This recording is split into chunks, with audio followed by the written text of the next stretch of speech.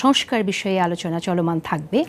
সংস্কার চলছে এবং চলবে, কিন্তু আজকের আমাদের আলোচনার বিষয় হচ্ছে চিন্তার সংস্কার কিভাবে হবে।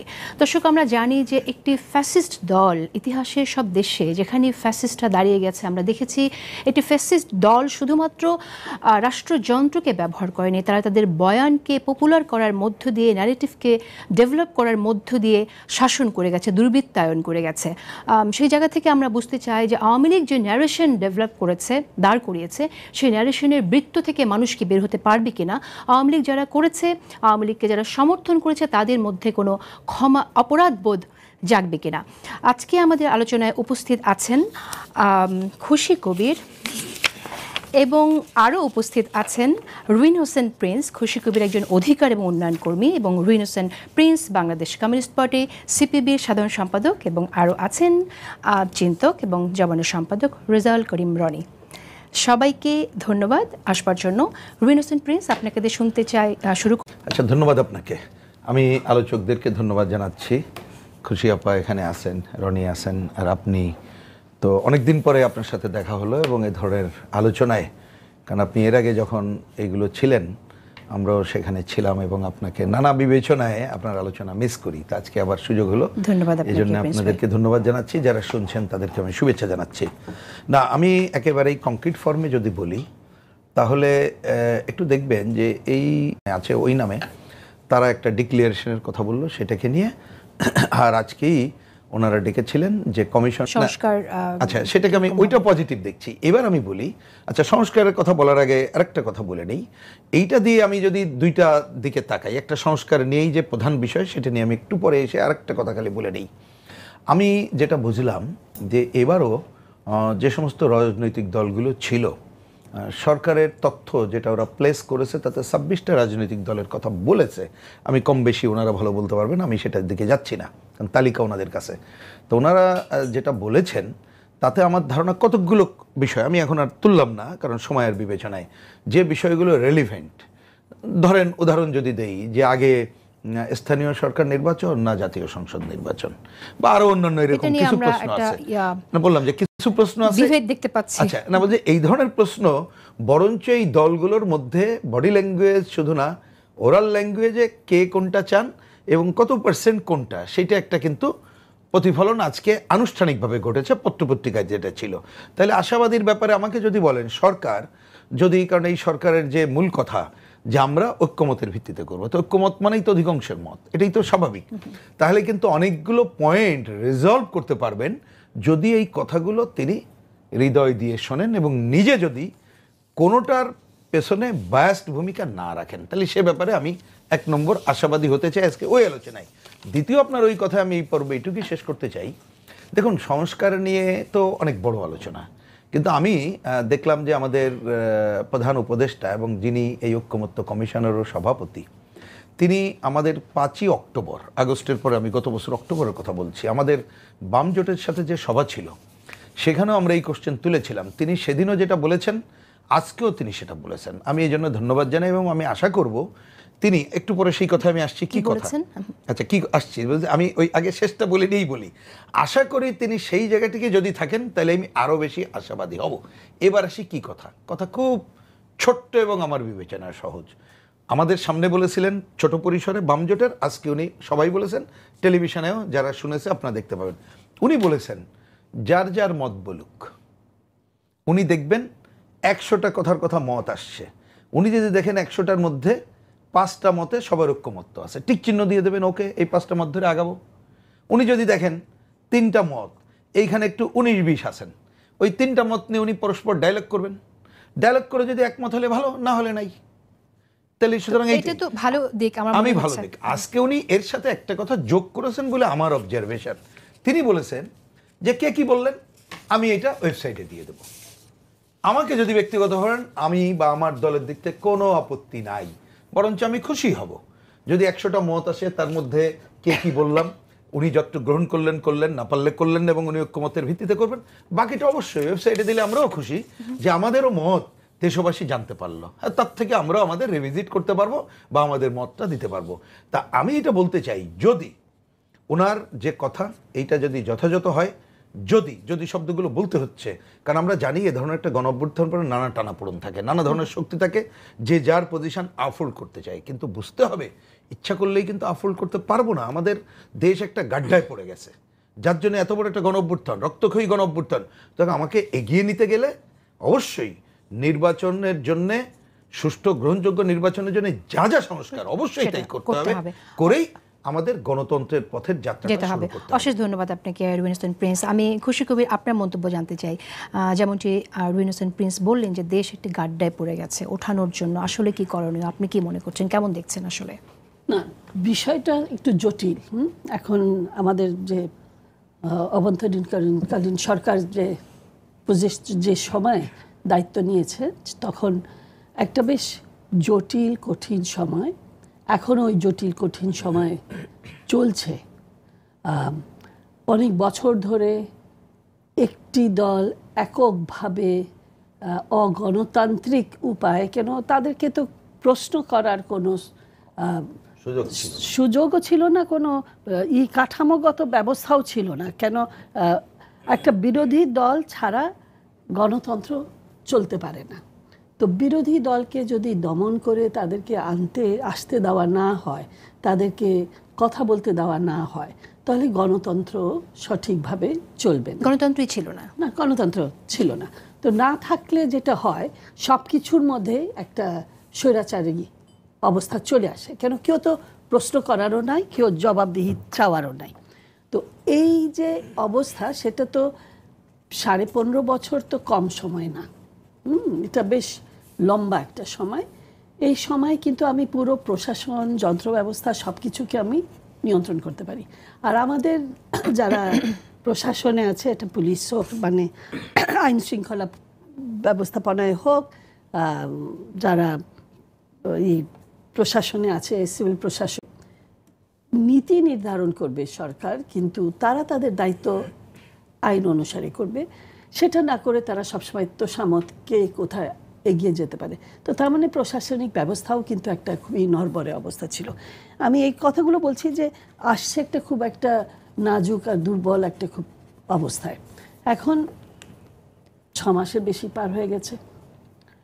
কিছু তো ব্যবস্থাপনা তো একটা জায়গায় আসা দরকার, কঠিন চেষ্টা আসা দরকার আপনি মনে করছেন। খুব সংক্ষেপে রিজাল করিম রানী, আপনার কাছে এই বিষয়ে জানতে চাই। একটা জিনিস শেষ করে নিই, খালি বলি যে এই যে এখন যেটা চিন্তা করছে যে আমরা একটা সংস্কার করতে চাচ্ছি, সংস্কারটা হওয়া উচিত। এখন অনেক জায়গায় দেখছি যে অনেক বিষয় নিয়ে করছে, যেটা আমার কাছে এটা সবচেয়ে প্রধান বিষয় না। প্রধান বিষয় হলো ব্যবস্থাপনাটা কেমন হোক যেন স্বৈরতন্ত্র, অগণতান্ত্রিক, বিরোধী দলবিহীন ব্যবস্থাপনা যেন না হয়। কি কি আমাদের দেশের মধ্যে কি কি ব্যবস্থাপনা আছে, কেন এর আগেও তো আমরা স্বৈরাচারের বিরোধী আন্দোলন করেছি, এটাই তো প্রথম না। তো কি কি ব্যবস্থা, যে প্রশাসন সবসময় তোষামোদি করে এসেছে সেটা আমরা দেখেছি, কিন্তু আমরা শিল্পী সমাজকেও দেখেছি যেভাবে আপনার ফ্যাসিস্ট আওয়ামী লীগের পাশে দাঁড়িয়ে গেছে, কোনো অপোজিশন থাকে না, কিন্তু এভাবে সবাই দাঁড়িয়ে গেছে। এবং আমরা এখনো পর্যন্ত কিন্তু সেভাবে কারো মধ্যে একটা অপরাধ বোধ দেখিনি, যে কথাটা দিয়ে আমি শুরু করেছিলাম। এই জায়গাটা কিভাবে প্রশাসনের সংস্কার এবং বিভিন্ন ব্যবস্থাপনা নিয়ে সংস্কার হচ্ছে, এবং আমরা দেখছি যে অংশীজনরা ঐক্যমতের জায়গায় আছে, আমরা আশাবাদী সেই জায়গায়, কিন্তু মূল যে আলাপটা সেখানে। ধন্যবাদ যারা আজকে আমার সাথে সহ আলোচক হিসেবে আছেন এবং যে যেখান থেকে আমার কথা শুনছেন, সবাইকে আমার সালাম এবং শুভেচ্ছা। দেখেন, আওয়ামী লীগ এমন একটা সংগঠন যাকে আমাদের প্রথম মিস্টেক হলে এটাকে একটা রাজনৈতিক সংগঠন আমরা মনে করেছিলাম। ফ্যাসিবাদের কোনো রাজনীতি থাকে না, থাকে একটা দানবীয় সংগঠন, এবং যেই সংগঠনটা টিকিয়ে রাখার জন্য নানা শ্রেণীর মধ্যে তার সমর্থক তৈরি হয়, অলিগার্ক শ্রেণী যাদেরকে বলা হয়। তো এইটাকে রাজনীতি মনে করাটাই ছিল আমাদের জন্য একটা চরম ভুল। এখানে যে আলোচনাটা হইল যে রাজনীতির জন্য যে ধরনের গণতান্ত্রিক মূল্যবোধের প্রতি শ্রদ্ধাশীল থাকা দরকার, প্র্যাকটিস করা দরকার, তার কোনো কিছুই আওয়ামী লীগ করতো না। আওয়ামী লীগ এককেন্দ্রিক বয়ান নির্ভর একটা রাজনীতি করতো। সেই আলোচনায় পরে আসবো ডিটেল। প্রথমে একটু রেসপন্স করে নিই। এই যে ধরেন এখন যে বিভিন্ন রাজনৈতিক দলগুলোর সাথে সংস্কারের প্রস্তাবনাগুলো নিয়ে একটা ঐক্যমত পৌঁছানোর একটা চেষ্টা অন্তর্বর্তীকালীন সরকার করছেন, এবং যার নেতৃত্বে আছেন ডক্টর মোহাম্মদ ইউনূস। দেখেন, এই প্রচেষ্টা আমরা শুধু যদি বলি সংস্কার তাহলে কিন্তু আমার মনে হয় যে যথেষ্ট হবে না। কারণ এই 15 বছরে আপনার প্রতিষ্ঠান, ব্যক্তি মানুষের চরিত্র এবং সমাজের মোরাল ফ্যাব্রিক এমন জায়গায় গিয়ে পৌঁছাইছে যে আমাদের পুনর্গঠন করতে হবে, শুধু সংস্কারে চলবে না। এখন এই পুনর্গঠন করার জন্য যেটা সবার আগে দরকার ছিল সেটা ছিল এই অভ্যুত্থানের যে মধ্যে যে ঐক্যটা সৃষ্টি হয়েছিল, আমরা জানি বিভিন্ন শ্রেণী পেশার মানুষের এক অভূতপূর্ব ঐক্যের ফলে যে অভ্যুত্থান তৈরি হলো, সেই অভ্যুত্থানের ঐক্যটাকে, সেই স্পিডটাকে অটুট রাখা এবং এটাকেই আপনার রাষ্ট্র গঠনের বা পুনর্গঠনের মূল চালিকা শক্তি হিসেবে ব্যবহার করা। তো সেক্ষেত্রে আমরা দেখলাম যে না, আমাদের পলিটিক্যাল পার্টিগুলো এবং সম্মিলিতভাবে যে আপনারা যদি বলি যে আন্দোলনের অংশীজন বা স্টেক হোল্ডার, তারা সেইটা মনে হয় অটুট রাখতে এই পর্যন্ত খুব একটা সফল হন নাই। তো সফল না হওয়ার পরে যাই হোক দায়িত্ব সরকারকে নিতে হবে, যেহেতু এটা অভ্যুত্থানের সরকার। এখন সরকার এই কমিশনগুলো করছে এবং অনেকেই আমরা এর আগে দেখলাম কি নির্বাচন এবং সংস্কারকে মুখোমুখি দাঁড় করানোর একটা চেষ্টা করা হলো, হুইচ ইজ ভেরি অ্যাবসার্ড। হ্যাঁ, কারণ সংস্কার বলেন, পুনর্গঠন বলেন, এগুলো একটা লম্বা প্রক্রিয়া এবং সেইটা আপনার লম্বা সময় ধরেই করতে হবে। এবং অভ্যুত্থানের মধ্য দিয়ে আমাদের এখানে রাজনৈতিক বন্দোবস্ত কায়েম হয়ে গেছে, এটা ধরে নিলে আমরা ভুল করব। বর্তমান অন্তর্বর্তীকালীন সরকার কিন্তু বলছে না সব সংস্কার আমরাই করে যাব, ঐক্যমতের ভিত্তিতে যেটা প্রয়োজন। এখন ঐক্যমতের ভিত্তিতে সরকার যে সংস্কারটা হবে, দেখেন সংস্কারের জন্য যেটা দরকার, সবচেয়ে বেশি যেটা দরকার সেটা হলো ক্ষমতায় যারা আছে তাদের সাথে ক্ষমতায় যারা নাই সাধারণ জনগণের একটা ট্রাস্টের সম্পর্ক দরকার। বাংলাদেশে বিগত সময়গুলোতে যারা ক্ষমতায় ছিলেন তাদের বিভিন্ন দল মিলাই বলবো, বিগত পতিত স্বৈরাচারী আওয়ামী লীগ এবং অন্যান্য দলগুলো মিলাই তাদের সাথে জনগণের বা মানুষের, নাগরিকদের তো ট্রাস্টের সম্পর্ক ছিল না। সেই সরকারগুলোকে শুধু সমর্থন করতো তাদের সমর্থকরা। যে আওয়ামী লীগ করে সে আওয়ামী লীগের 7 খুন মাপ, আওয়ামী লীগ ফেরেস্তা। হ্যাঁ, যে জামাত করে জামাতের চেয়ে পবিত্র কিছু হয় না, যে বিএনপি করে আচ্ছা বিএনপির কোনো দোষ নেই, এইরকম অন্ধ সমর্থক, দল সমর্থক, অলান্ধ। এইটার ফলে যেটা হয়েছে আমাদের এখানে জনগণের, সাধারণ মানুষের সাথে ক্ষমতার শ্রেণীর বা ক্ষমতায় যারা ছিল তাদের যে বিশ্বাসের সম্পর্ক, এটা পুরাটাই ভেঙে পড়ছে।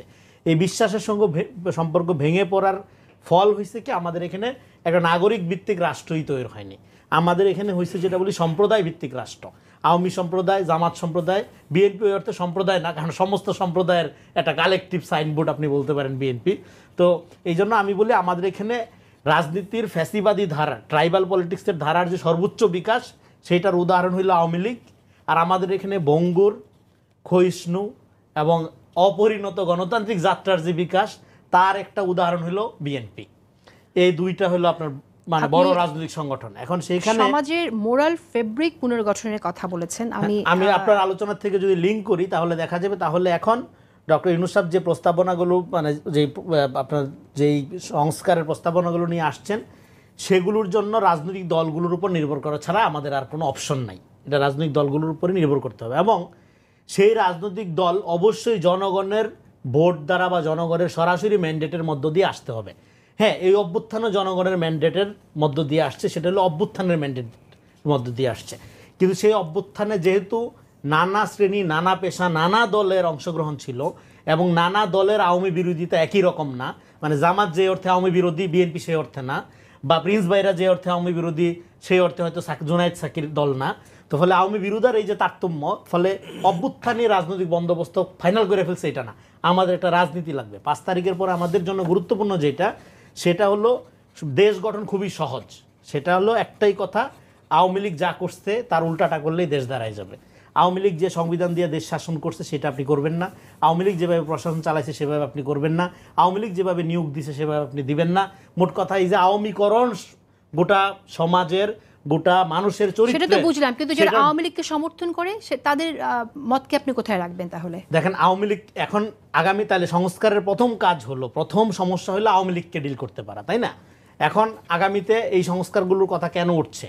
একটা নির্বাচনকে কেন্দ্র করে দ্রুত একটা নির্বাচনের দিকে যাবে, সেটা সরকারও বলছে, বিরোধী দলগুলোও বলছে যে আমরা একটা দ্রুত নির্বাচনের দিকে যেতে চাই। এখন দ্রুত নির্বাচনের দিকে যাওয়ার ক্ষেত্রে একটা আওয়ামী লীগ নিয়ে একটা প্রশ্ন উঠছে। এখন দেখেন আওয়ামী লীগ যারা সমর্থনও করত বিবেকবান এবং যারা সমর্থন করে না, তারা প্রত্যেককে যদি আপনি জিজ্ঞেস করেন আওয়ামী লীগ একটি ফ্যাসিস্ট শক্তি কিনা, সবাই বলবে হ্যাঁ ফ্যাসিস্ট শক্তি, স্বৈরাচারী শক্তি। আমি বলছি বিবেকবান, অন্ধ সমর্থক না, অন্ধ সমর্থকদের ব্যাপার আলাদা। তো এখন আপনি একটা গণতান্ত্রিক পুনর্গঠনের দিকে যেতে চান, গণতান্ত্রিক প্রক্রিয়া শুরু করতে চান বাংলাদেশে 15 বছরের এই আওয়ামী জাহেলিয়াত থেকে পার হয়ে, তাইলে এইবার গণতান্ত্রিক প্রক্রিয়ার মধ্যে যেটা অভ্যুত্থানের মধ্য দিয়ে যে শক্তিটাকে উৎখাত করা হয় সেইটাকে গণতান্ত্রিক প্রক্রিয়ার মধ্যে একটা এক্সেপশন আকারে সুযোগ দেওয়া হয়েছে। পৃথিবীর ইতিহাসে একটা উদাহরণ দেখান, দ্বিতীয় বিশ্বযুদ্ধের পরে জার্মানিতে নাৎসিকে কি সুযোগ দেওয়া হয়েছে? সাউথ আফ্রিকাতে কি ম্যান্ডেলা টেক ওভার করার পরে সুযোগ দেওয়া হয়েছে? রিকনসিলিয়েশনের দিকে যাওয়া হয়েছে। তো আওয়ামী লীগ, আমাদের এখানে আওয়ামী লীগকে বুঝতে হবে আওয়ামী লীগ কি। আওয়ামী লীগ হলো একটা নফসানিয়াত, একটা চরিত্র, একটা ক্যারেক্টারিস্টিক, একটা বৈশিষ্ট্য। এবং আওয়ামী লীগ কে করে? আওয়ামী লীগ করে আমার আপনার ভাই। এখন মেসেজ ক্লিয়ার নেই। যেটা আমি বলছিলাম যে যারা আওয়ামী লীগকে সমর্থন করে বা যারা মুজিববাদকে ধারণ করে তাদের জায়গা থেকে আপনি বলবেন যে আসলে এখানে চিন্তার যে একটা বিস্তার ঘটেছে, আওয়ামী লীগ যেটা সেল করেছে, আমি যেটা বলতে চাইছি যে মুক্তিযুদ্ধকে তারা একাই ধারণ করেছে। আসলে তো মুক্তিযুদ্ধে আমাদের দেশের আপামর সাধারণ মানুষ, কৃষক, শ্রমিক, জনতা সবাই অংশগ্রহণ করেছিল, কিন্তু ব্যাপারটা এমন হয়ে গেছে যে আওয়ামী লীগই যেন অস্ত্র হাতে মুক্তিযুদ্ধ করেছে, ব্যাপারটা এরকম ছিল। তো সেই জায়গা থেকেও আমরা বলবো, এবং পাশাপাশি আমরা দেখেছি যে শেখ মুজিবকে সমর্থনের নামে অন্ধভাবে সমর্থন করে গেছে। আমরা অনেককেই দেখেছি, লেখক থেকে শুরু করে আপনার কবি থেকে শুরু করে শিল্পীদের যারা অভিনয় করছেন তাদের। তো এই জায়গায় আমরা আসলে আওয়ামী লীগকে কীভাবে মানে এখানে আমি একটু দ্বিমত পোষণ করব। একটা হচ্ছে যে যখন শাসকরা যে ন্যারেটিভটা দিতে চায়, যে বয়ানটা দিতে চায়, সেটা যে সবাই গ্রহণ করে অন্ধভাবে সেটা না।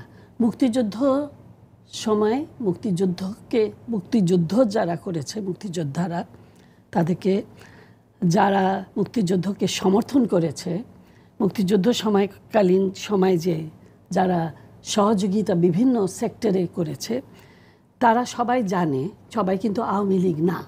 এবং আওয়ামী লীগ যতই বলতে চেষ্টা করতো যে এটা তাদের একক, হ্যাঁ, আওয়ামী লীগ সবচেয়ে বেশি সিট পেয়েছে পার্লামেন্টে 70-এর ইলেকশনের পরে।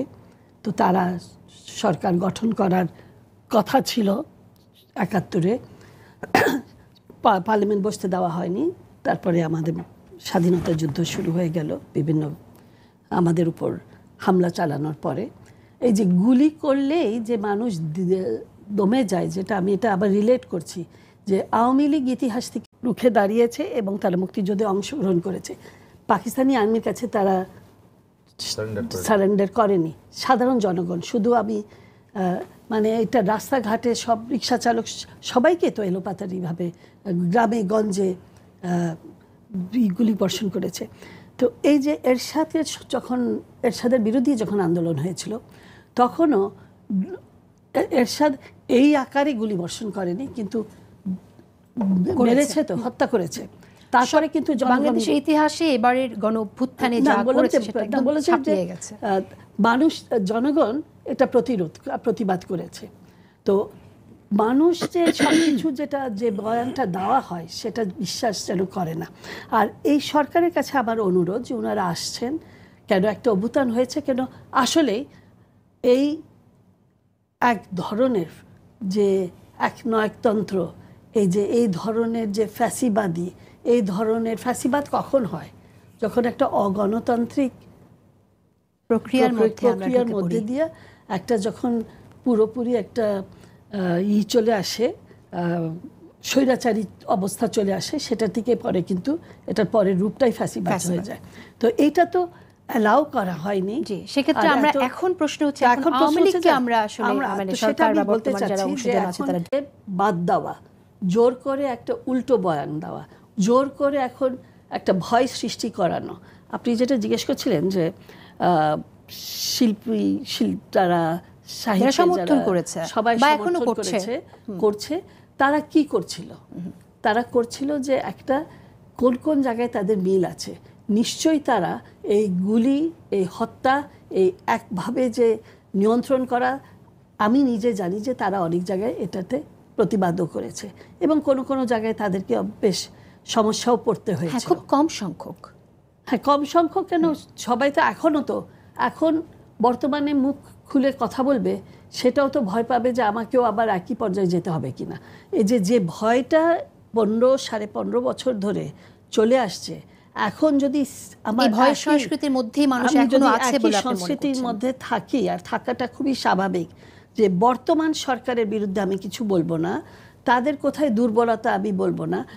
আমি এটা আমাকে ভুল যেন না বোঝা হয়, আমি বলছি না যে বর্তমান সরকারের তাদের বিরাট রোল আছে, আশা আকাঙ্ক্ষা আছে, মানুষের তাদের প্রতি একটা বড় একটা সমর্থন আছে যে তারা যেন কিছু করে, এটা চাচ্ছে। কিন্তু এটার অর্থ এটা না যে কোনো ব্যক্তি বলে যে এ আওয়ামীর সাথে লীগের সাথে জড়িত। আমি রাতের বেলা নারীদের হল আক্রমণ করব, সেখানে কেউ বাধা দিবে না, তো এইটা তো তার মানে একটা প্রশাসনিক বড় দুর্বলতা। আমি যেটা বলতে চাই, যেটা আমরা বলছি চিন্তার সংস্কার কীভাবে করতে হবে, এটা কিন্তু চাপিয়ে দেওয়ার মধ্যে হতে পারে না। কথা বলার মধ্যে দিয়ে এবং অ্যালাউ করতে হবে যে আমি কোন জিনিস চাচ্ছি বা কোন জিনিস চাচ্ছি না। এই ডায়ালগের জায়গাতে আসবো যে আসলে ডায়ালগটা হচ্ছে কিনা সব জায়গায় সবার সাথে। তার আগে একটা ছোট বিরতি নিচ্ছে এবং বিরতির পর ফিরে এসে রুবিনুল প্রিন্স আপনার কাছে জানতে চাইবো, যেটা খুশি কবির আমাদের বললেন যে আওয়ামী লীগকে নিষিদ্ধ করে দেওয়ার যে কথাটা রেজাউল করিম রনি বলেছেন সেটা সঠিক হবে না, কোন তাতে করে একটি অন্যরকম প্রতিক্রিয়া আসতে পারে, যা হয়তো ভালো হবে না। আপনার মন্তব্য জানতে চাইবো, তার একটা বিরতি যাচ্ছি। তার আগে খালি আমি একটা জিনিস বলতে চাই, তার মানে যে যারা হত্যা করেছে, যারা মূল নায়ক, তাদের যে বিচার হবে না, তাদের বিচার করতে হবে অবশ্যই, নেতৃত্বে যারা তাদের হতে হবে। দর্শক সাথেই থাকুন, খুব ছোট্ট একটা বিরতির পর ফিরছি। আমি এই কথা বলার এই যে ভাই যখন আওয়ামী লীগ নিয়ে আলোচনা হয় তখন একটা কথা বলছে, আমি যদি তখন হয়তো সময় কম ছিল সেই দিকে, তবুও আমি একটু মিলিয়ে নেই কথার সাথে, এবং তার আগে কতগুলো কথা বলছে। আমি খুব সরলীকরণ একটা ব্যাখ্যা দিই, তাহলে একটা কিন্তু আলোচনার মধ্যে আসছে, আওয়ামী লীগ মানে একটা দল, তো একটা দলের অতীত কর্মকাণ্ড থেকে অনেক কর্মকাণ্ড আছে, আমরা সেটা নিয়ে আলোচনা করছি না, করছি তার সর্বশেষ কর্মকাণ্ড। এবং সর্বশেষ কর্মকাণ্ড মানে সে ব্যবস্থাটা যেটা করেছে, সে ক্ষমতায় থাকায় যে ব্যবস্থা করেছে সেটা একটা কর্তৃত্ববাদ, স্বৈরাচার, এমনকি ফ্যাসিবাদী রূপ ধারণ করেছিল। ক্লিয়ার? তার মানে আপনাকে তো আমরা যেটা করতে চাই, ব্যবস্থাটাকে উচ্ছেদ করতে চাই, নাম্বার ওয়ান। নাম্বার টু হচ্ছে আওয়ামী লীগ মানে, আমি ওনার লজিকটা বলছি, খুবই কারেক্ট। এখানে তো ব্যাপক সমর্থক জনগোষ্ঠী যারা ভোট দিয়েছে, এই তো। তা আপনি তো এই জায়গাটা তো পৃথক করতে হবে, যেটা বললেন যে কারা হত্যাকারী, কারা সমর্থক, কারা সমর্থক। ক্লিয়ার? তাহলে আপনার ফার্স্ট কাজ কি? আপনি ওর পাল্টা ব্যবস্থাটা আপনি করবেন, মানে যদি আমরা এটা থেকে বিজয় লাভ করতে চাই, কারণ আমরা নিষিদ্ধ বা আলোচনা করছি কেন, আমরা ওই ব্যবস্থা আর চাই না, ওর থেকে ফিরে যেতে চাই। শব্দগুলো উনি পুনর্গঠন বলেন, অফকোর্স আমি তো বিপ্লবের কথা বলি। আমরা তো মনে করি সমাজে বিপ্লব ছাড়া কোনো মুক্তি হবে না। আমাদের কর্মসূচি হচ্ছে বিপ্লবী গণতান্ত্রিক পরিবর্তনের কর্মসূচি, শুধু এটা না, আরও রেডিক্যাল কর্মসূচি, বোঝার জন্য। তাহলে যে কাজটা আপনাকে করতে হবে এই যে একটু আগে যে কথাগুলো বললাম, সেই কাজগুলো করতে হবে। এক্ষেত্রে যদি বলেন নিষিদ্ধর শুধুমাত্র আমি যদি কাগজ কলমে করি, তাতে কি এই সমাধানগুলো আসবে? আমরা কিন্তু সেটা দেখি না। বরঞ্চ এটা নির্ভর করে কিসের উপরে? আমাদের একটা যে সংবিধান, তার যে মৌলিক অধিকার আছে, তার একটা গ্যারান্টি আছে যে একটা দল করার, অমুক করার। আমি মনে করি যে সেই নিষিদ্ধটা জায়গার থেকে আমাদের আগের আলোচনাটা হচ্ছে জরুরি, এবং এগুলো জনগণের উপরে ছেড়ে দিতে হবে। ধরুন, আচ্ছা, এখানে আরেকটি বিষয় আমি জায়গা তো করতে হয়, দেখতে হবে, তার মানে ছেড়ে দিতে হবে মানুষের উপরে। কিন্তু এটাকে আরো কি করতে পারবেন? খালি আমি পয়েন্টটাকে বলছি, ওই যে একটু আগে যে বললাম, আমি যদি তার বিকল্প ভালো কাজগুলো করতে পারি, তাহলেই কিন্তু এই সংকটটা থাকবে না। কারণ বাংলাদেশে একটা মনে রাখেন, এইটা বাস্তবতা হয়ে গেছে কি, ধরেন আমরা দুইজন মানুষ কি কম্পেয়ার করে জানেন? ওকে দেখতে চাই আমার থেকে ভালো কিনা, বা আমি কি করেছি তার থেকে ভালো কিছু করছি কিনা। না হলে আমার থেকে যদি সে খারাপ করে, আমি খারাপ লাগলে বলবো, আরে ওর থেকে প্রিন্স ভাই ভালো ছিল। আপনাকে সেটা বুঝেই বাস্তবে ডিলটা করতে হবে। আমরা আসলে ঐক্যের কথা বলছি, তো আমরা সংলাপের কথাও যেমন আমাদের খুশি কবির বললেন, সেই জায়গা থেকে আমি জানতে চাই, আমরা তো এটা দ্বিধা বিভক্ত সমাজে বাস করছি। শাপলা আর শাহবাগের যে বিভক্তি সৃষ্টি করেছে, এখান থেকে আমরা কি করে বের হব? না, আমাকে এই পয়েন্টটাকে বলি। দেখুন, প্রথমে একটা জিনিস আসা দরকার, এটা আমি খুব পরিষ্কার করে বলি, ওনাদের সাথেও দেখা হয়ে বলেছি, আমরা প্রতি মুহূর্তে বলি। তাহলে আপনার তো একটা ঐক্যমত্য লাগবে। তো আপনি বিভক্তি দূর করার আগে, আমি সহজ আগে তো একটা ঐক্যমত্য লাগবে, তারপর আপনি বিভক্তি দূরের জায়গায় আগাবেন, যে ঐক্যটা আরও যদি বিভেদ থাকে কিভাবে দূর করব। বাংলাদেশে সর্বোচ্চ ঐক্যমত্য কবে হয়েছে বলেন? মুক্তিযুদ্ধ। হ্যাঁ, মুক্তিযুদ্ধ এটা কারেক্ট, আপনি সূচনায় বলেছিলেন, আমি সুযোগ হয়নি বলতে পারলাম না, পরে থাকলে বলবো। মুক্তিযুদ্ধর বয়ানকে যার যার সুবিধা মতো ব্যবহার করা হয়েছে, এমনকি এই বয়ানকে সামনে রেখে ফ্যাসিস্টিক আচরণ পর্যন্ত করা হয়েছে, ক্ষমতার খুঁটি হিসেবে ব্যবহার করা হয়েছে আনডাউটলি। এমনকি বঙ্গবন্ধু তিনি তার আত্মজীবনীতে বলে গেছে, আমি কি শয়তানও না ফেরেশতাও না, আমাকে সেইভাবে বিবেচনা করতে হবে, কিন্তু তাকে এমন জায়গায় নিয়ে আসা হয়েছে এই ফ্যাসিস্টের ক্ষমতা রক্ষার হাতিয়ার হিসাবে করা হয়েছে। তাইলে তাহলে কিন্তু তারপরে তো মুক্তিযুদ্ধ নাকচ না। তাহলে মুক্তিযুদ্ধের আপনি যদি এই ঐক্য আগে এটা করতে পারেন, আমার ধারণা, হ্যাঁ বয়ান দেখেন, ইতিহাস কিন্তু একদিনে তো শেষ হয় না, কিন্তু কিন্তু আমাকে একজন একটি কথা বলেছিল, আমি এখানে কোট করছি আপনাকে, যে মুক্তিযুদ্ধে যে অপরাধ করার জন্য মানে আপনারা জামাতের নিষিদ্ধ করার প্রসঙ্গ নিয়ে আসেন, তো একইভাবে আপনারা একই যুক্তিতে আপনারা আওয়ামী লীগকে নিষিদ্ধ করার কথা শুনলে মানে ভেদ দূর করার কথা বলছেন। আমাদের হিসাব খুব সহজ, আপনি যদি ন্যূনতম এই জায়গায় যদি বিভেদাত্মক পজিশন থাকে যে পক্ষে এবং বিরুদ্ধে, তাহলে আপনি এত দ্রুত ঐক্যমত্য করতে পারবেন না। এবার আমি আসি, দেখুন জামাতকে নিষিদ্ধ করার কথা তো নতুন করে বলার কোনো দরকার নাই। আপনি এই যে 16ই ডিসেম্বর যে চুক্তিটা হলো, আপনি চুক্তি ঘাটেন, কি বলা ছিল? চুক্তিতে বলা ছিল পাকিস্তানি বাহিনী সে সারেন্ডার করলো উইথ দেয়ার অক্সিলারি ফোর্স। তাহলে অক্সিলারি ফোর্সকে আল বদর, আল শামস, তার মদতদাতাকে, তার প্রধান রাজনৈতিক শক্তি জামাত ইসলাম, তাহলে সেই বিবেচনাতে সে তো অটো নিষিদ্ধ, তাহলে তো একটু নতুন করে তো বলার অপেক্ষা রাখে না। বিষয়টা দাঁড়াচ্ছে জামাত ইসলাম বা যে কোনো দল, আপনি প্রথমে নামটা ভুলে যাই, যদি মুক্তিযুদ্ধকে সে মানে ওন করে, ওই আবার হাসিনা যেভাবে অপব্যবহার করছে, সেও স্বাধীনতা বললাম, কিন্তু আসলে এখনো পর্যন্ত মনে করে রাজনৈতিক সিদ্ধান্ত ঠিক ছিল, তাহলে আপনি কি বলবেন? তার সাথে আপনি অন্য কোনো ইস্যুকে মিলাতে পারেন না। প্রসঙ্গক্রমে বলি, ধরেন যদি আমাদের কোর্ট রায় দেয়, আপনি আওয়ামী লীগ ভুলে যান, ধরেন কমিউনিস্ট পার্টি আমার পার্টি, সে এমন এমন ভূমিকা পালন করেছে, সেই ভূমিকা পালনের ফলে তার নেতাদেরও বিচার হবে এবং দল যা করেছে তাতে এই দল নিষিদ্ধ থাকা দরকার। That's different question. আমি আগে বলি, মানে সেটা হচ্ছে অন্য কোশ্চেন। তার সাথে 71কে যারা মানে না, এইটা মিলানো চলে না। আমি কিন্তু আবারও বলছি যে ধরেন আমার দল বা যে কোনো দল, সে যদি মানে তার লোক অপরাধ করে এবং দল যদি প্রমাণিত হয়, সেই দলের বিরুদ্ধে যে কোনো অ্যাকশন নেওয়া যেতে পারে, সেটা একটা আলাদা, আর একটা হচ্ছে মুক্তিযুদ্ধ আলাদা প্রেক্ষাপট।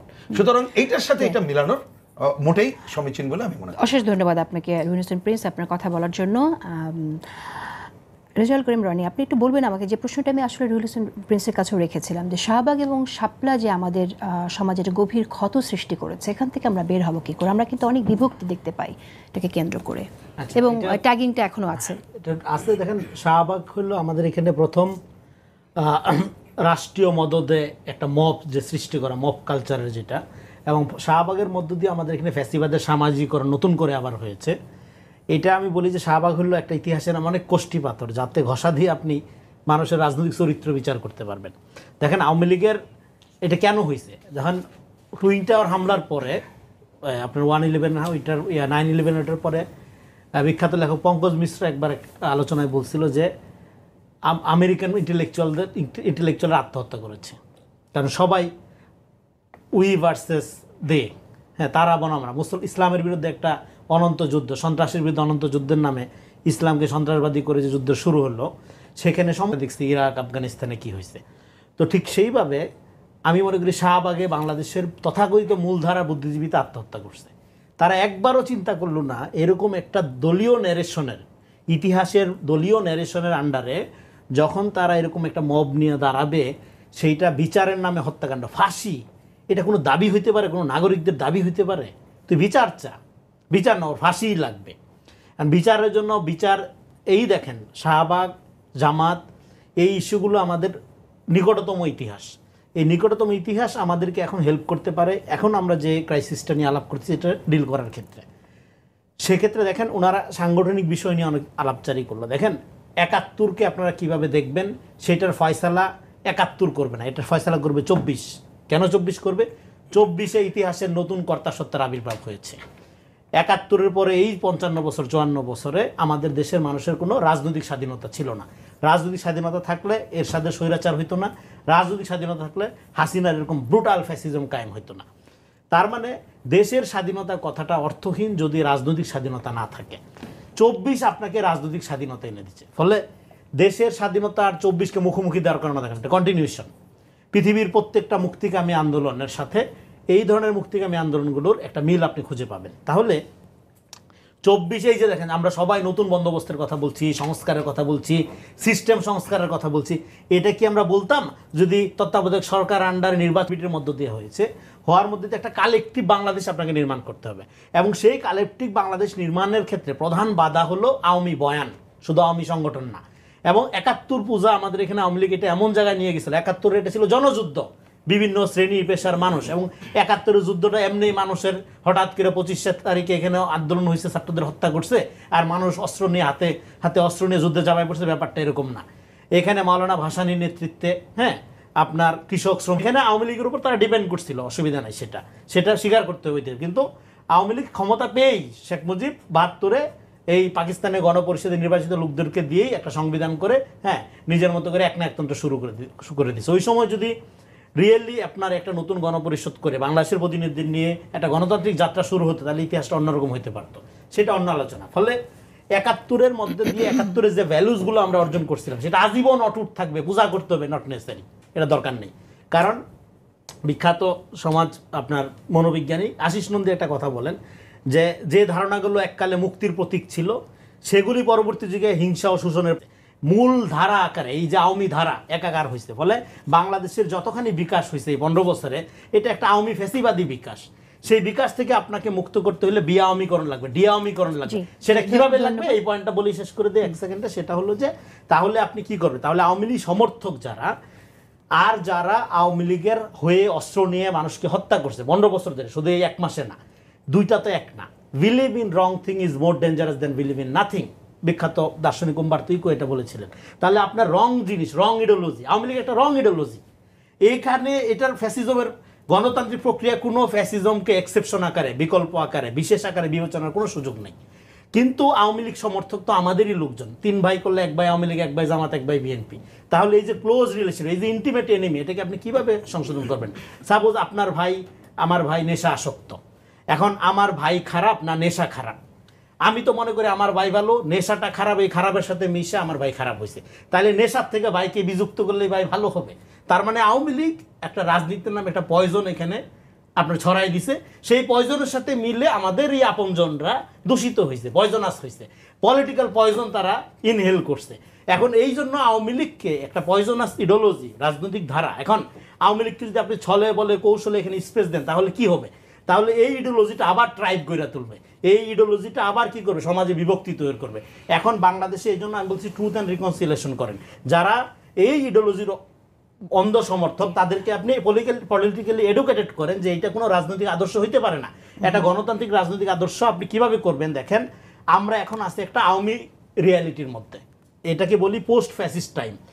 এখন এই রিয়ালিটিটা চেঞ্জ করবেন আপনি কিভাবে, ট্রান্সফর্ম করতে হবে। এই জায়গাতে আবার আসবো আপনার কাছে, আমি এই পয়েন্টটা বলবো, এই রিয়ালিটি এই জায়গা থেকে আমরা কিভাবে বের হব। এবং আমরা দেখেছি যে তখন আসলে আমাদের যাদের কথা, সিভিল সোসাইটি মেম্বার যাদের কথায় আমরা প্রভাবিত হই, তাকিয়ে থাকি তারা কী বলবেন, তাদেরকেও দ্বিধা বিভক্ত দেখেছি।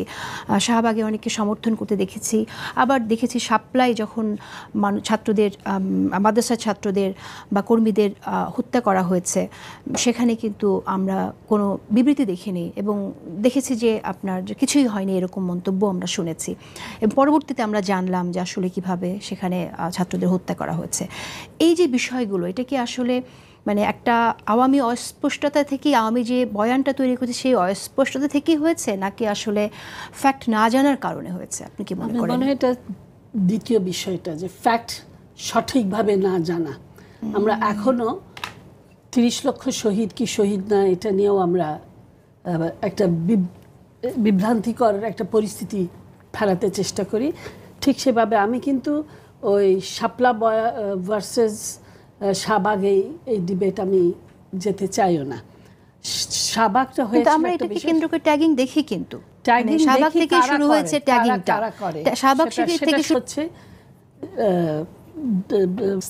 সেটা না দিয়ে, সেটা আমি যদি আর একটু কম শাস্তি দিই তাহলে আমি ওই পুরো ওই যে অপরাধ এটার আসল শক্তিটা, এটার আসল যে মানে সিরিয়াসনেসটা, এটা গুরুত্বটা আমি কমিয়ে দিচ্ছি।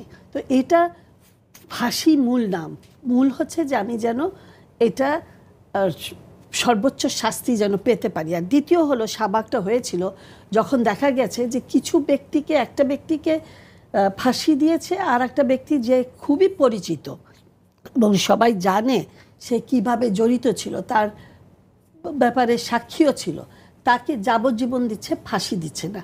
তার মানে তখন অনেকের মধ্যে এই প্রশ্নটা চলে আসছে যে কোর্ট কি তাহলে এই ধরনের কোনোভাবে প্রভাবিত হবে কি হবে না। পরবর্তীতে যে তথ্যগুলো এসেছে সেটাতে দেখা গেছে আদালত যে সাক্ষী দিচ্ছে তাকে গুম করে নিয়ে গেছে, কিছু বাধ্যতামূলক।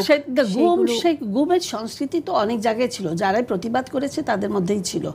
আর যেটা হচ্ছে যে আর যেটা শাপলাতে হয়েছে সেটা একটা ভিন্ন কথা। সেখানে শাপলার দাবিটা ছিল একটা টোটালি ভিন্ন। আমি জাস্ট শাপলার ওই 13টা দাবি যদি দেখি, এই 13টা দাবি, আমি একজন দেশের নাগরিক যে মুক্তিযুদ্ধ দেখেছি, সাপোর্ট করেছি এবং বিশ্বাস করি, ওই দাবির সাথে আমি একমত হতে পারি না। আপনার কি মনে হয় সেজন্যই আসলে তাদের পক্ষে কেউ দাঁড়ায়নি এবং তাদের যখন না, নিশ্চয়ই কেউ দাঁড়িয়েছে, কিন্তু আমি যেটা হচ্ছে যে তথ্যগুলো সঠিক তথ্য, আওয়ামী লীগ সরকার তো সঠিক তথ্য আসতে দেবেই না, ঠিক আছে, কিন্তু অন্য তথ্যগুলো যেটা আসছে এটা মাঝে মাঝে প্রমাণ হয়েছে এবং স্বীকারও করেছে যে এটা তাদের কাছে যে বয়ানটা দেওয়া, যে রিপোর্টটা দেওয়া হয়েছিল, সে রিপোর্টের প্রেক্ষিতে তারা পুরোপুরি এটাকে বিশ্লেষণ না করে স্বচ্ছতা আর সক্ষতাটা আর এটাকে পুরোপুরি না দেখে ওরা করেছে। সে একটা তার মানে একটা প্রশ্ন তুলে দিয়েছে যে এটা আসলে হয়েছে কি হয়নি। তো এই জিনিসটা তথ্য যদি সঠিকভাবে স্পষ্ট না আসে সেটা হয় না। আমাদের আসলে মূল বিষয় হলো যে আমাদের জাস্ট একজন অধিকার কর্মী হিসেবে তথ্য না জেনে কথা বলাটা আসলে কতটুকু মানে বিপজ্জনক হয়ে যায় সেটাই চলে আসছে। এবং আমি যেটা বললাম যে এখন যেটা প্রশ্ন তুলতে চাচ্ছে যেটাই যে 30 লক্ষ শহীদ হয়নি, তো আমি প্রমাণ চাই। আমি যখন সবাইকে জিজ্ঞেস করি যে 1 কোটি গেছিল ভারতে, ইচ্ছা করে ভারতে আরাম করতে যায়নি, তাদের জীবন রক্ষা করার জন্য কি অবস্থায় তারা গেছে, আভ্যন্তরীণভাবে কত হবে এখানে সংখ্যাটা আসলে গুরুত্বপূর্ণ না, ভয়াবহতা যা হয়েছে সংখ্যাটা সেটা না, কিন্তু এটা নিয়ে কোনটা হয়েছে যে কোনো গ্রুপকে, কোনো দলকে তারা তাদের যদি কোনো তাদের বক্তব্য রাখতে চায় এবং সেটা কিন্তু কোনো ধরনের অস্ত্র বা কোনো ধরনের ইসে না করে, জঙ্গিবাদী না করে, সে তাদের কথা শোনার একটা সংস্কৃতি আমাদের মধ্যে এখনো নাই।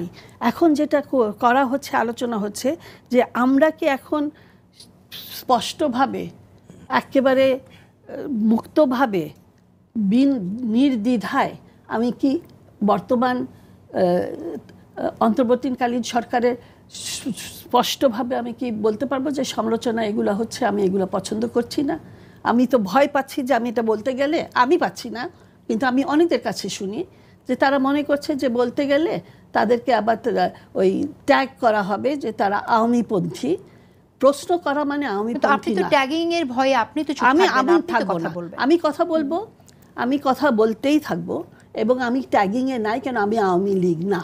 আর আওয়ামী লীগের থেকে সেই ক্ষেত্রে সেই সমালোচনাটা যদি কি, আপনি যদি তাদের এই সমালোচনাটা যদি সমালোচনাটা যেটা আছে যে অনেকের কিন্তু এই সাহসটা নাই বলার, কথা বলার সাহস নেই বলছেন। আগেও যেরকম ছিল না, কি বলতে চান তারা? যে না, তারা মনে করছে যে এটা একই বিষয় হচ্ছে কিনা, প্রশ্ন তাদের কাছে যে আওয়ামী লীগ যেভাবে একটা ফ্যাসিবাদী বিষয় ছিল সেখানে আমাকে আওয়ামীপন্থী হতে হবে, এখন হচ্ছে যে বর্তমান সরকার কি আবার ওই একই দিকে যাচ্ছে কিনা, যে কেউ যদি একটু প্রশ্ন করে তাকে একটা ট্যাগ করে দেওয়া হবে যে সে আওয়ামীপন্থী, অতএব তার বিরুদ্ধে আবার হত্যার মামলা। এই যে হত্যার মামলা, এটা তো হাস্যকর হয়েছে যে প্রত্যেকের নামে যে হত্যার মামলা হয়েছে, এইগুলো তো অ্যালাউ করা উচিত ছিল না। এইগুলো তো আর একটু স্পষ্টভাবে সুন্দরভাবে এগুলো দেখা উচিত।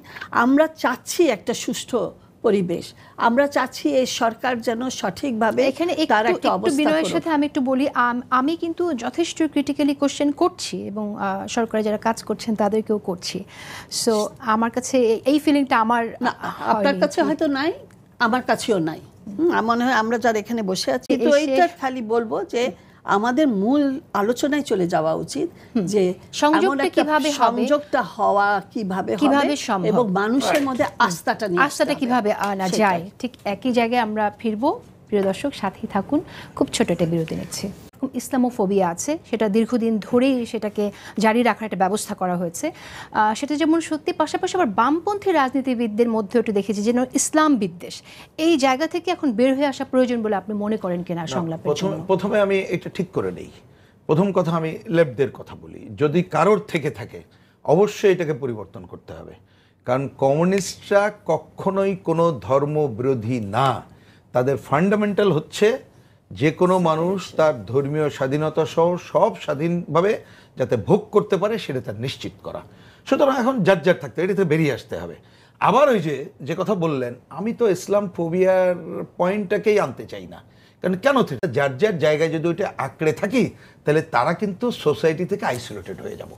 এইটা মনে রেখেই যে কাজটা করতে হবে, আপনি যদি প্র্যাকটিক্যাল কাজ আমরা করা শুরু করতে পারি, প্র্যাকটিক্যাল পজিশনটা শুরু করতে পারি, তাহলে কিন্তু কোনো সংকট থাকে না। দেখেন এখানে আলোচনা আসছে আমরা অতীতের কথার কথা। আপনি প্রথমে একটা নাম হলে ওই যে আবার ট্যাগ বা মুখ, আপনি এটা বাদ দেন না, কিন্তু যে কর্মকাণ্ডগুলো আমরা বলছি, আমরা সেই কর্মকাণ্ডের বাইরে যদি বিকল্প পজিটিভ কর্মকাণ্ড করতে পারি তাহলে প্রথম নাকচ হয় কোনটা বলেন তো?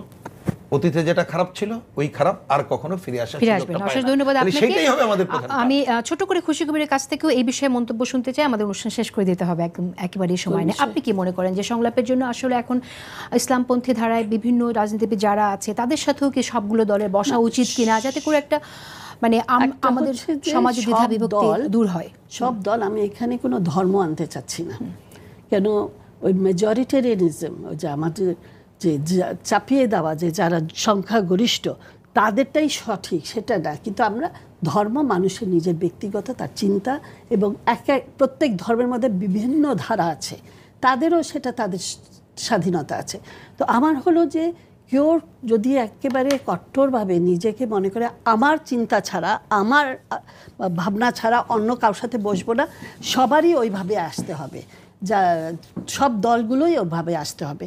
এবং সেটা আমাদের একটা স্বাধীনতার একটা বিষয় ছিল যে আমরা এখানে সবাই অংশগ্রহণ করেছিলাম, সবাইকে সমানভাবে দেখেছিলাম। আমরা সবাইকে সমানভাবে দেখতে চাচ্ছি। আমরা এখানে কোনো একেবারে চাপিয়ে দেওয়া কোনো সংখ্যাগরিষ্ঠ দল, মত, ধর্ম, সংস্কৃতি, জাতি, গোষ্ঠী এটা আমরা চাপিয়ে দিতে চাচ্ছি না। সেই জায়গা থেকে মনে হয় সেটা থেকে বের হয়ে আসাটা সবচেয়ে প্রথম দরকার। রেজাউল করিম রনি, আপনার মন্তব্য শুনতে চাই যে এরকম একটি পরিবেশের জন্য কি করণীয় আসলে আপনি কি মনে করেন? প্রথমে আমি একটু অল্প অল্প করে রেসপন্স করি। দেখেন, শাহবাগের ঘটনাটা আমি ওইখানে ছিলাম, যেহেতু আমি পুরোপুরি আমি নিজে জানি, এবং ওর মধ্য দিয়েই আসলে আমাদের কথাবার্তা বা অ্যাক্টিভিজমের শুরু। তো সেখানে আপনি বাইরের থেকে ফাঁসি, আমি কোনোভাবেই ফাঁসির পক্ষে না, যে কোনো বিচারের পক্ষে। ইভেন শেখ হাসিনা আমি ক্যাপিটাল পানিশমেন্টের পক্ষ না। আমি মনে করি জীবন একটা gift, you can not create life, so এটা আপনি নিয়ে নিতে পারবেন না। এবং রিভেঞ্জ কখনো বিচার না, জাস্টিস, নামটা হলো জাস্টিস, জাস্ট ইজ, হ্যাঁ, জাস্টিস করতে হবে আপনাকে। তো আপনার মব করার মধ্যে দিয়ে আপনি শাস্তি নির্ধারণ করে দেওয়ার প্রেশার দিলে সেটা জাস্টিস হয় না, এক নম্বর, সেটা যেই শাস্তি হোক। এবং বাংলাদেশের সর্বোচ্চ শাস্তি যে ফাঁসির বিধান, এটা তো আমি ব্যক্তিগতভাবে ফাঁসির পক্ষে না, কোনো শেখ হাসিনারও ফাঁসির পক্ষে না।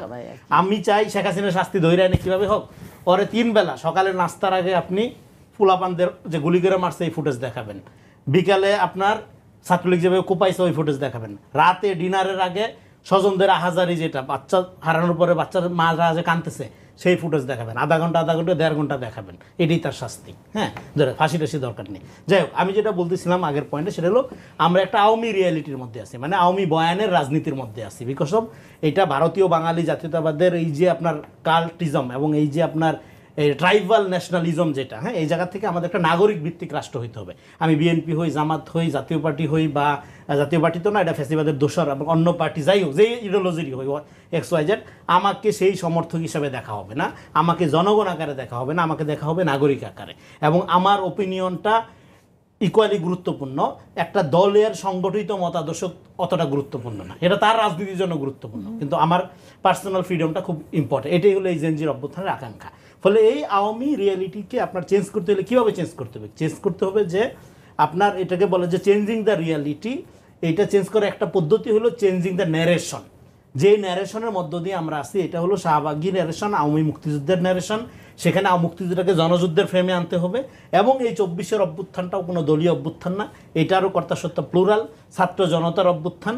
ফলে সেখান থেকে আপনাকে এই নতুন 24-টা হবে আমাদের পুরা হিস্ট্রিওগ্রাফির মধ্যে আমরা যে পরাধীন, রাজনৈতিকভাবে যে আমরা পরাধীন জনগোষ্ঠী আকারে, সেখান থেকে আমাদের রাজনৈতিকভাবে মুক্তি হওয়ার প্রসেস শুরু করতে হবে। সেটার জন্য একটা নাগরিক ভিত্তিক রাজনীতি আমাদের লাগবে। এখানে জনগণ দলীয়ভাবে ট্রিট হবে না। যেমন প্রিন্স ভাইয়ের লোক, তার পার্টির লোকই শুধু তার কাছে জনগণ না, আমি তার পার্টির বিরোধী কিন্তু আমিও জনগণ। উনি যদি ক্ষমতায় যায়, উনার দলের কর্মীরা ওনাদেরকে একমাত্র ওই সুপ্রিম শক্তি বা সুপ্রিম ট্রুথ মনে করবেন। আমরা পলিটিক্যাল ট্রুথ দেখতে চাই না, আমরা পলিটিক্স অফ ট্রুথ দেখতে চাই। পলিটিক্যাল ট্রুথ আওয়ামী লীগ দেখাইছে আমাদের, এটা মিথ্যার চেয়ে ভয়ঙ্কর। এটার মধ্য দিয়ে ফ্যাসিবাদ কায়েম হয়। এবং খুব ছোট করে যদি একটু বলেন সাংস্কৃতিক ফ্যাসিবাদকে আমরা এবং কিভাবে আমাদের করতে পারি? আওয়ামী ফ্যাসিবাদ এটা বেসিক্যালি একটা কালচারাল ফ্যাসিবাদ। এটার এই যে কালচারাল ন্যারেশন, এটাকে আমাদের মোটামুটি এটা ফাইট করার জন্য সমাজে গণতান্ত্রিক সংস্কৃতির কে কাউন্টার সংস্কৃতি আকার নির্মাণ করতে হবে। এই জন্য আমি বলছিলাম চেঞ্জিং দ্য রিয়ালিটি। এটার জন্য দরকার হলো চেঞ্জিং দ্য ন্যারেশন। আপনার এই ফ্যাসিবাদী ন্যারেশনের ভিতর আমরা এখনো ওই যে থিওরির মধ্যেই রয়ে যাচ্ছি আর কি। থিওরি না, প্র্যাকটিক্যালি কিভাবে করবেন? করব সেটা। প্র্যাকটিক্যালি করার জন্য এই যে আমাদের স্বভাবের মধ্যে যে আওয়ামী খাসিলত, এটাকে বিআওয়ামীকরণ করা। দেখেন কলোনি 200 বছর কলোনির ফলে আমরা কি পোস্ট কলোনিয়াল মুভমেন্ট করছি না? কলোনির ফলে আমাদের স্বভাব চরিত্রের মধ্যে যে সমস্ত অভ্যাসগুলো ঢুকে গেছে, ওগুলোর বিরুদ্ধে আমরা নিজেদের রুটে ফেরার আন্দোলন করি না? সেটা তো প্র্যাকটিক্যালিও করি।